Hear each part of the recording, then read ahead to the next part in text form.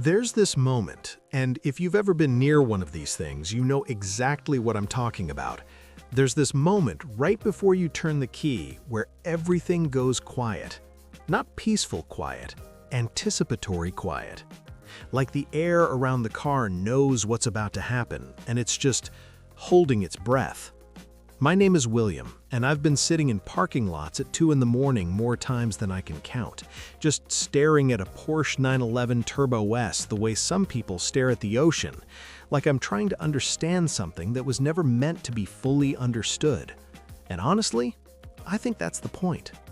You see, most machines, most cars I should say, they make sense. You figure them out. You learn their limits, their personality, their little ticks, and eventually you file them away. You understand them. And once you understand something completely, it loses something, right? It loses that pull. But the 911 Turbo S doesn't let you do that. I've driven a lot of cars. I've been stupid in a lot of cars, and nothing has followed me home the way this one does. Not metaphorically. I mean, I'll be lying in bed 3 weeks after a drive, and I'll suddenly feel that rear-end weight shift through a sweeping highway on-ramp, and my hands will actually move, like muscle memory that refuses to die. That's what tonight is about. Why you can't let it go. Why the 911 Turbo S specifically isn't just a car you drive and forget. It's a car that gets into you, into your nervous system, and it doesn't ask permission, and it doesn't apologize for staying. I want to try and figure out why that is, because I've been trying to explain this to people who don't feel it, and I always come up short. And maybe I'll come up short tonight too, but I'd rather try in the dark than never try at all. So, windows down, let's go. The 911 Turbo S has been around in spirit since 1975. That's when Porsche dropped the original 930 on an unsuspecting world and basically said, here is something that will kill you if you're not paying attention. And people lined up for it. Because even then, even in that wild, overly boosted snap oversteer era, there was something about the concept that felt like a challenge worth accepting. Think about what that original car was saying. Rear engine, rear-wheel drive, turbocharged. 3 decisions that individually each make an engineer nervous. Together, you're basically building a car that requires the driver to deserve it. And that philosophy never really left. Porsche refined it, obviously. They added all-wheel drive. They added launch control. They turned a Widowmaker into something that a skilled driver can actually dance with. But here's what they didn't do, and this is what I keep coming back to. They never made it easy. They made it manageable, and those are very different things. Easy means you can be lazy. Manageable means you still have to show up.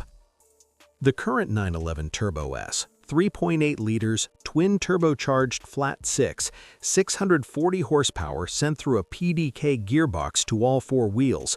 It will do 0 to 60 in 2.6 seconds on a public road without drama, almost without sound honestly, because the power delivery is so linear, so complete that your brain barely has time to register the violence of what just happened.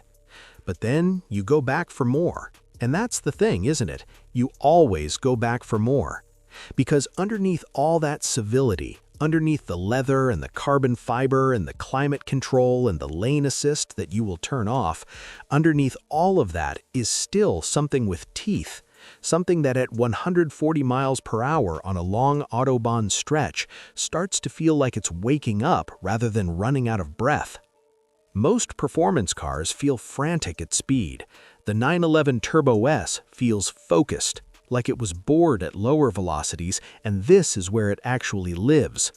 And that contrast, that Jekyll and Hyde nature, is exactly why you can't walk away from it. Because here's what the modern world is giving us instead, and I say this not to be bitter, just to be honest. We're getting appliances, fast appliances, sure, impressive appliances technically, cars that will lap a track in insane times and come with subscription-based heated seats and over-the-air updates and the kind of user interface that feels more like a smartphone than a steering wheel. And they're quick. God, they're quick. Electric torque is a real thing, and it's genuinely shocking the first time you feel it. But I've never lain awake at night thinking about a Tesla. I've never been in a supermarket parking lot with a distracted look on my face because I'm still processing what a Taycan did to my nervous system. I'm not saying those cars aren't impressive.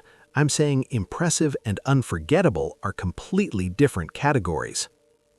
The 911 Turbo S does something that's getting rarer. It creates a memory, not just of speed, but of texture, of the way the rear tires find grip in a way you can actually feel in your palms, of the way the flat six sounds, not loud, not aggressive, but dense, like audio that has weight to it. There's a mechanical conversation happening between you and that engine and the road that no screen can replicate, that no algorithm was designed to preserve. You are in the loop with this car, not observing, not being transported. You are in it. And once you've been in it, really in it, not just pressing go on a straight line, you'll spend a long time chasing that feeling in lesser things and coming up empty. What if you'd never driven one, though? Seriously, what if this car had never crossed your path? I think about this sometimes.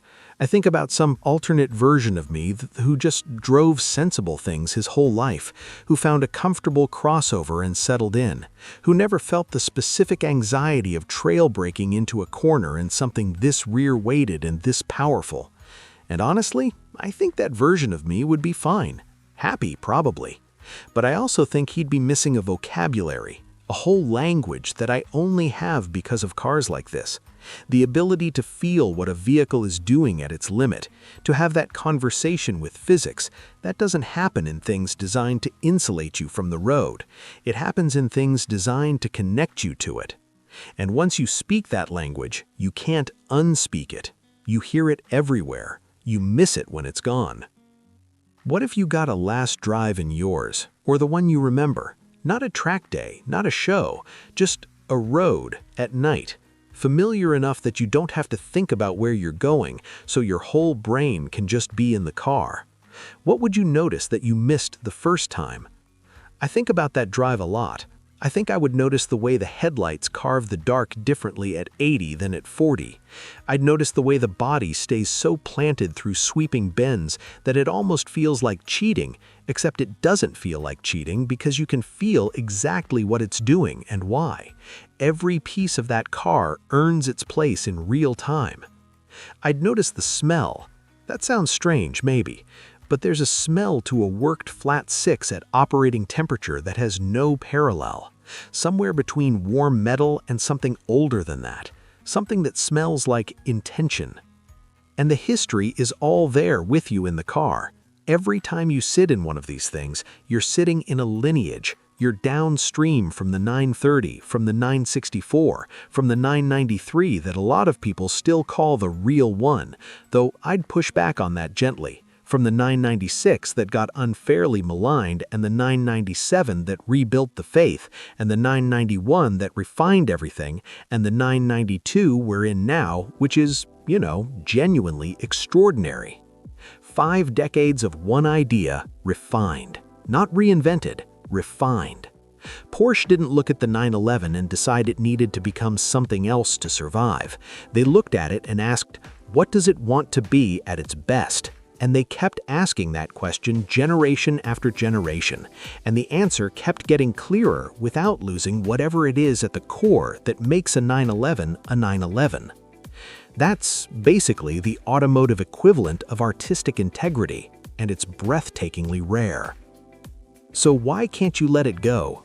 I've been talking for a while now, and I keep circling the same answer from different angles, which is maybe appropriate. Because the 911 Turbo S is kind of a circular thing. It always brings you back to the beginning, to that first moment, to that first corner where it did something that rewired your brain a little bit.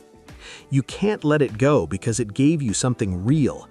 In a world that is increasingly relentlessly good at giving us things that feel real, that are optimized to feel real, this car just is real. You feel the road, you feel the physics, you feel time differently when you're in it, the way you feel time differently in any moment that actually matters.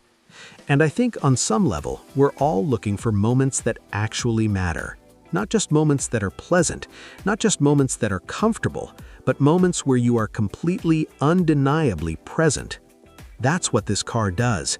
It demands your presence, it rewards your attention, it punishes your arrogance, and it rewards your humility with something that feels like gratitude. So the next drive, whenever it comes, go out and find a road that deserves it. Turn off the systems you're allowed to turn off. Put your phone in the glove box and just listen. The Flat 6 will tell you everything you need to hear. If this one meant something to you, you know what to do. I'll see you at the next one. William.